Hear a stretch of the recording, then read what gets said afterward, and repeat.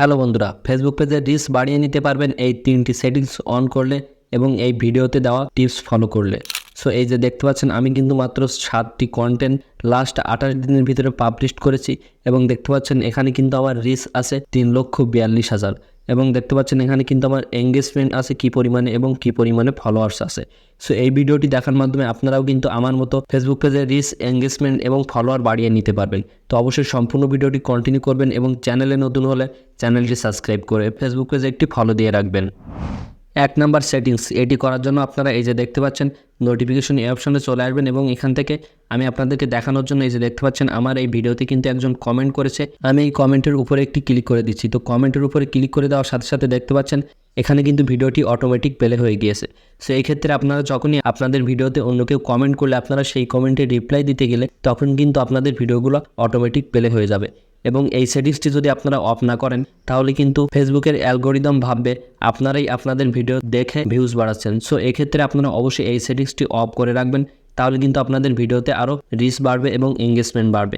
So এক্ষেত্রে এই সেটিংসটি of করার জন্য আপনারা এখান থেকে এই 3 লাইন এই অপশনে ক্লিক করে এখান থেকে এই যে দেখতে পাচ্ছেন উপরে কিন্তু সেটিংসের একটি আইকন আছে, আপনারা এখান থেকে এই সেটিংসের আইকন এই অপশনে একটি ক্লিক করে দিবেন। সো তারপর এখান থেকে এই যে দেখতে পাচ্ছেন এখানে কিন্তু মিডিয়া বলে একটি অপশন আছে, আপনারা এখান থেকে মিডিয়া এই অপশনে একটি ক্লিক করে দিবেন। তো মিডিয়া অপশনে ক্লিক করে দেওয়ার পর এই যে দেখতে পাচ্ছেন এখানে কিন্তু আপনাদের অনেকেরই এই অপশনটি কিন্তু এখানে সিলেক্ট করা থাকবে on mobile data and wifi. So আপনারা এখান থেকে এই যে দেখতে পাচ্ছেন 3 নাম্বার যে অপশনটি আছে never auto play videos, so আপনারা এখান থেকে এই অপশনটি এখান থেকে সিলেক্ট করে দিবেন। তো এই অপশনটি সিলেক্ট করলেন, আপনারা যখনই কোনো ভিডিওর উপরে ক্লিক করে সেই ভিডিওটি ওপেন না করবেন ততক্ষণ পর্যন্ত কিন্তু সেই ভিডিওটি ওপেন হবে না। সো এই ক্ষেত্রে কিন্তু আপনারা আপনাদের ভিডিওর কমেন্টে রিপ্লাই দিতে গেলে আপনাদের ভিডিওগুলো কিন্তু আর অটোমেটিক প্লে হয়ে যাবে না। তো আমি আপনাদেরকে যেভাবে দেখিয়েছি আপনারা অবশ্যই এই সেটিংসটি এভাবে অফ করে রাখবেন। 2 নাম্বার সেটিংসটি করার জন্য আপনারা আবারও এখান থেকে এই যে দেখতে পাচ্ছেন 3 লাইন অপশন, আপনারা এখান থেকে 3 লাইন এই অপশনে একটি ক্লিক করবেন এবং তারপর এখান থেকে এই যে দেখতে পাচ্ছেন সেটিংসের একটি আইকন আছে, আপনারা এখান থেকে এই অপশনে একটি ক্লিক করে দিবেন। সো তারপর আপনারা এখান থেকে একটু স্ক্রল করে নিচে চলে আসবেন। তো স্ক্রল করে নিচে আসার পরে এই যে দেখতে পাচ্ছেন এখানে কিন্তু একটি অপশন আছে how people find and contact you. So আপনারা এখান থেকে how people find and contact you আপনারা এই অপশনের ভিতরে প্রবেশ করবেন। তো অপশনের ভিতরে প্রবেশ করার পরে এখানে যদি আপনাদের কোনো সেটিংস অফ করা থাকে তাহলে আপনারা অবশ্যই সেটা এখান থেকে অন করে দিবেন। বিশেষ করে এই যে দেখতে পাচ্ছেন 2 নম্বরে যে অপশনটি আছে আপনারা এখান থেকে এই অপশনটি অবশ্যই এখান থেকে অন করে রাখবেন, কেননা এই অপশনটি আপনারা যদি এখান থেকে অন করে রাখেন তাহলে আপনাদের পেজটি যে ক্যাটাগরির অথবা আপনাদের পেজটি যে রিলেটেড, ফেসবুকে কিন্তু আরও ওই রিলেটেড অনেক পেজ আছে। সো আপনারা এখান থেকে এই 2 নাম্বার এই অপশনটি যদি অন করে রাখেন তাহলে কিন্তু সেই সকল পেজের সাথে কিন্তু আপনাদের পেজটিও সাজেস্ট করবে ফেসবুক। সো আপনারা অবশ্যই এই সেটিংসটি অন করার মাধ্যমে আপনারা কিন্তু আপনাদের ফেসবুকে অর্গানিক ফলোয়ার এবং রিচ নিয়ে আসতে পারবেন। তো আপনারা অবশ্যই এই সেটিংসটি অন করে রাখবেন।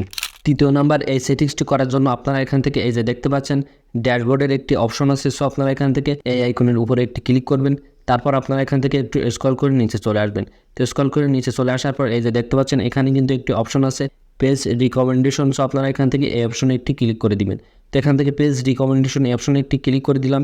দেখতে পাচ্ছেন এখানে কিন্তু আমার এই যে লেখা এসেছে রিকমেন্ডেবল। সো আপনাদের এখানে যদি নট রিকমেন্ডেবল এই ধরনের কোনো লেখা আসে তাহলে কিন্তু আপনাদের এই অপশনে কিন্তু একটি ডিলেটের অপশন আসবে। সো আপনারা এই অপশনে ক্লিক করলে আপনাদের কিন্তু আরেকটি ইন্টারফেসে নিয়ে যাবে এবং আপনাদের কোনো কন্টেন্টে যদি সমস্যা থাকে তাহলে কিন্তু আপনারা সেখান থেকে সেটা ডিলিট করতে পারবেন।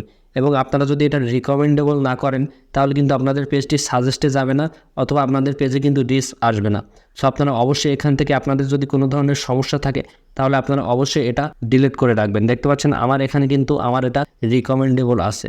এখন আমি আপনাদেরকে আরেকটি টিপস দিচ্ছি, আপনারা অবশ্যই এই টিপসটি ফলো করে পেজে কাজ করবেন, তাহলে কিন্তু আপনাদের পেজে রিচ, এঙ্গেজমেন্ট, ফলোয়ার সব কিছুই বেড়ে যাবে।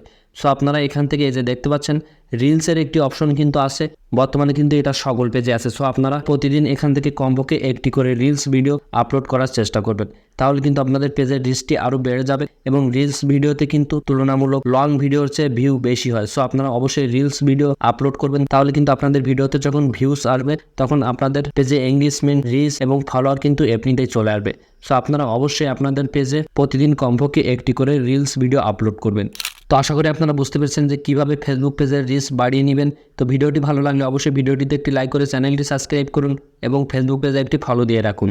তো দেখা হচ্ছে পরবর্তী আরেকটি নতুন ভিডিওতে। ততক্ষণ সবাই ভালো থাকুন, সুস্থ থাকুন।